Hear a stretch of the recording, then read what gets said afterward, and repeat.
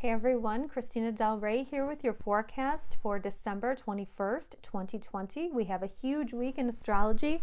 This is the turning point. So we have the great conjunction. This is what astrologers have been waiting for a very long time, probably all year long. And this great conjunction happens on the winter solstice. So it makes it extra special. But even more special than that, these two planets come together in the sky every 20 years, and it's always a new shift, a new shift of energy. But this time it's extra special, not only because it's on the solstice, but because they are coming together in an air sign, and this is kicking off a cycle of 200 years of them coming together in air signs. Now, previous to this meeting, they have been coming together in earth signs for many, many years, about 200 years. So this is huge, and astrologers are marking this as the age of Aquarius. This special alignment is not only big for humanity, but it's also big for us individually. Now, when we talk about Aquarius, we're talking about humanity, we're talking about equality, we're talking about technology. If you haven't seen my video on the Jupiter-Saturn conjunction, I'll link it below. But we are moving towards ideas rather than material things. It's almost like currency becomes an idea more than an actual thing. And we're moving away from material things. We're focusing on thinking, equality, humanity. Let's talk about the planets for a moment. Saturn is responsibility, ethics, and rules. And Jupiter is expansion of faith, hope, and blessings. And when you put these two together, if you do the work, you will be rewarded. So Saturn's saying there's hard work to be done, there's something to be built. And Jupiter is saying if you do the work, there will be blessings. Try to remember that you are building for the next 20 years of your life. So whatever you're putting in place right now, whatever you decide to start working on, that is going to, probably be something really important for the rest of your life, at least for the next 20 years. So, be choosy about what you put your energy towards. Try to meditate, see what your intuition is guiding you towards. Where will you need to change and grow and meet the world in a new way? Where are you going to build something that is long lasting? Where are you going to build legacy?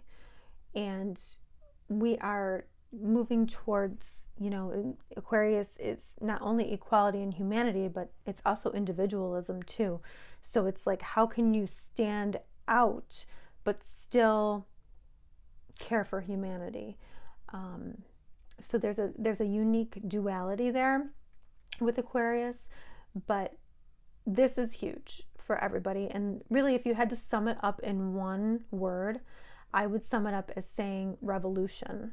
So there's a revolution that's happening in the world, and there's a revolution happening in our own lives. Here's your weekly forecast. Hello, Cancer. Where is this great conjunction happening for you? Well, it is happening in the 8th house. So there's hard work to be done here. And this is the part of the chart that has to do with your traumas. And sometimes we tend to suppress traumas. Could be something that happened in childhood, could be something that happened recently, but we tend to kind of suppress them down so we can deal with everyday life. But this conjunction says you're not going to do that anymore. You're going to bring them up and take a look at them. And this is a great time really for psychotherapy.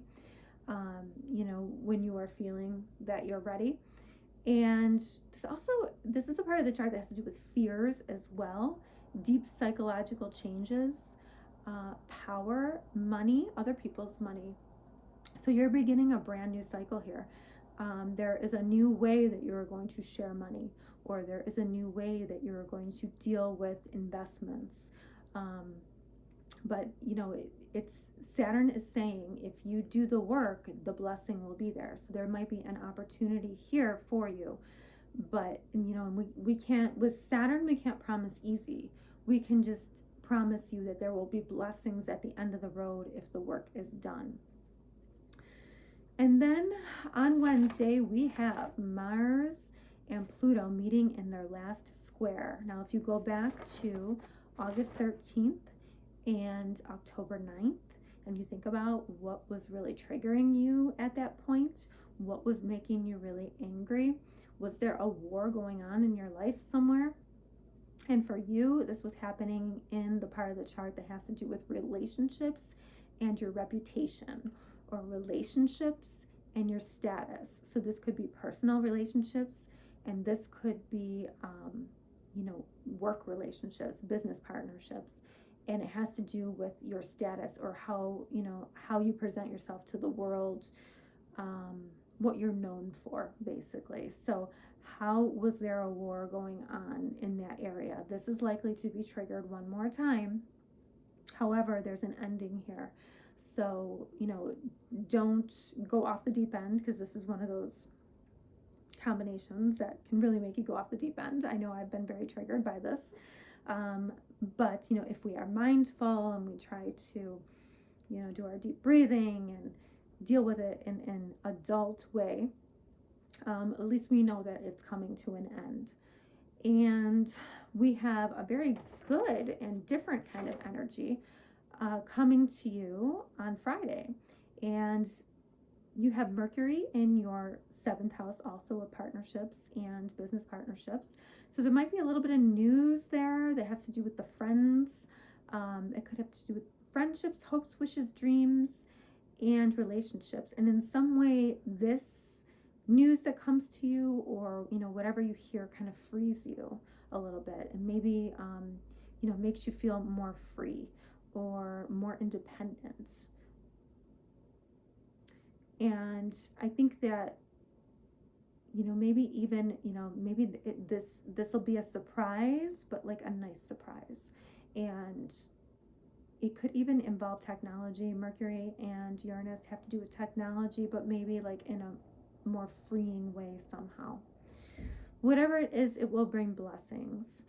Okay, Cancer, this is a life-changing week. This is the beginning of the age of Aquarius, where we are going to deal with more technology. We're going to, put into practice equality and humanity and spirit messages and all these wonderful ideals, rather than material things. So it's going to be an interesting 2021.